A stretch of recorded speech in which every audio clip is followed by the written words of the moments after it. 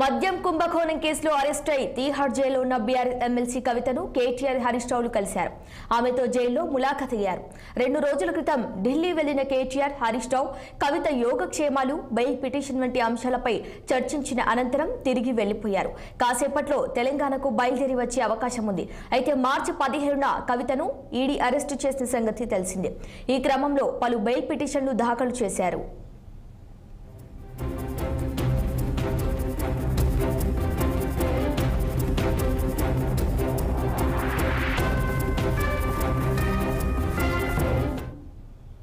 ఇక ఇదే అంశంపై మరింత సమాచారం మా chief bureau Ashok Reddy phone line లో అందించేందుకు సిద్ధంగా ఉన్నారు.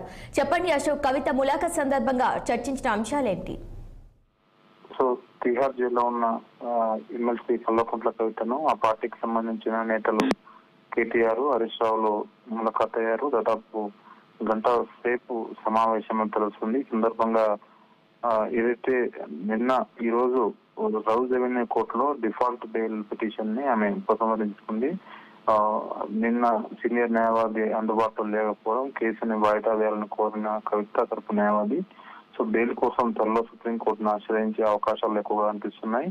సో కాబట్టి డిఫాల్ట్ బెయిల్ పిటిషన్ ని ఉపసంహరించుకున్నట్లు కవిత స్పష్టం చేసింది. వీటన్ని అంశాలపైన సుదీర్ఘంగా తిహార్ జైల్లో కవిత కేటీఆర్, హరీష్ రావులు పరామర్శించుతుంది. దాదాపు ఈ నెక్స్ట్ వీక్ అంటే వచ్చే వారము సుప్రీంకోర్టులో కవిత బెయిల్ పిటిషన్ దాఖలు చేసే అవకాశం ఉంది. ఇప్పటికే ఈ కేసులో తన తర్వాత అరెస్ట్ అయిన కేజ్రీవాల్ కి ఈడీ కేసులో సుప్రీంకోర్టు బెయిల్ మంజూరైంది. ఇంకా సిబిఐ కేసులో మాత్రం బెయిల్ మంజూరు కాలేదు. కాబట్టి కవిత ఖచ్చితంగా సుప్రీంకోర్టును ఆశ్రయించే అవకాశం, దానికి సంబంధించిన అడ్వకేట్లను ఎవరు ఉండాలనే దానిపైన కూడా కేటీఆర్, హరీష్ రావులు చర్చించడం తెలుస్తోంది. ఇప్పటికే గత 4 రోజుల నుంచి ఢిల్లీలోనే మకాం వేశారు హరీష్ రావు, కేటీఆర్ లు.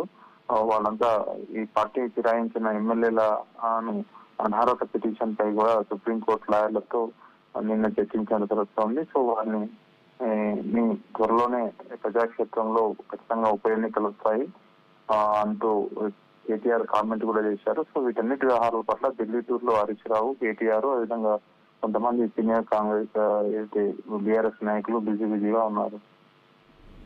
Okay, right Ashok, thank you.